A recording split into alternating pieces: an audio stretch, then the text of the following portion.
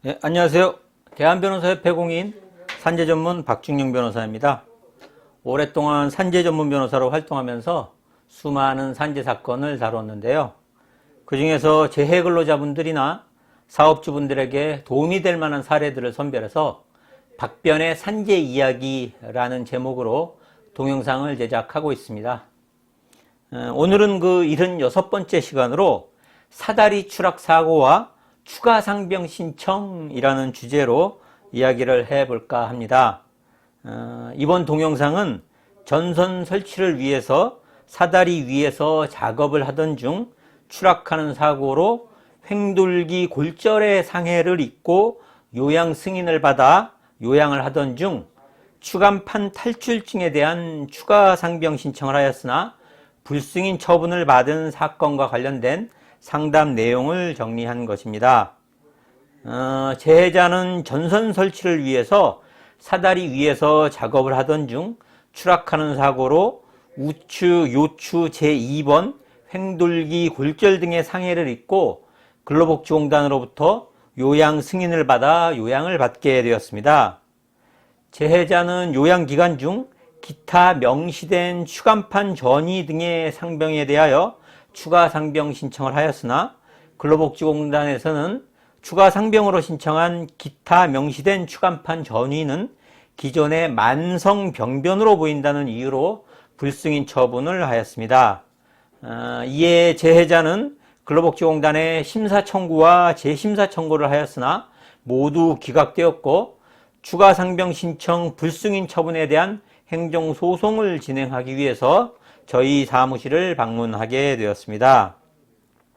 저희 법률사무소에서는 행정소송을 의뢰받은 후 소송 과정에서 재해자에게 추가 상병 부위에 기왕증 또는 기존의 질환이 있었다고 해도 사고로 인하여 상병 부위에 기왕증 또는 기초질환이 악화된 경우에 해당된다고 할 것이어서 상병과의 업무 관련성이 인정되어야 한다고 주장하였습니다. 이에 대해서 행정법원에서는 이러한 주장을 받아들여 근로복지공단의 추가 상병 불승인 처분이 위법하다는 판결을 했던 사건입니다. 그렇다면 추가 상병 신청은 어떤 경우에 할 수 있을까요? 추가 상병 신청은 첫째, 업무상의 재해로 이미 발생한 부상이나 질병이 추가로 발견되어 요양이 필요한 경우. 둘째, 업무상의 재해로 발생한 부상이나 질병이 원인이 되어 새로운 질병이 발생하여 요양이 필요한 경우 할 수 있습니다. 그렇다면 사다리에서 떨어진 사고로 추간판 탈출 증상이 추가로 발견되어 추가 상병 신청을 한 경우에도 추가 상병 신청이 가능할까요? 일단은 추가 상병의 요건 중 첫 번째 요건인 업무상의 재해로 이미 발생한 부상이나 질병이 추가로 발견되어 요양이 필요한 경우에 해당되는 것으로 보입니다. 다만 추가 상병이 발견되어 추가 상병 신청을 하였더라도 추가로 발견된 부상이나 질병이 최초의 업무상 재해와 인과관계가 있다는 점을 입증하지 못하면 불승인 처분을 받게 됩니다.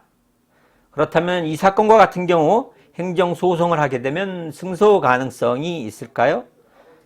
상병 부위에 기존의 질환이 있었다고 해도 무조건 불승인이 되는 것은 아니고 평소에 정상적인 근무가 가능한 기초 질병이나 기존 질병이 직무의 과중 등이 원인이 되어 자연적인 진행 속도 이상으로 급격하게 악화된 때에도 인과관계의 입증이 있다고 볼 것입니다. 따라서 행정소송 과정에서 진료기록 감정 등을 신청해서 기존 질환이 있었다고 해도 이 사건 사고로 급격하게 악화되었다는 점을 입증하면 충분히 승소 가능성이 있다고 할 것입니다. 지금까지 사다리 추락 사고와 추가 상병 신청이라는 주제로 이야기를 해보았습니다. 도움이 되셨다면 구독과 좋아요 버튼 누르는 것 잊지 마시고요. 산재 행정소송 등과 관련해서 추가적으로 궁금하신 점 있으시면 상담 전화로 전화 주시기 바랍니다.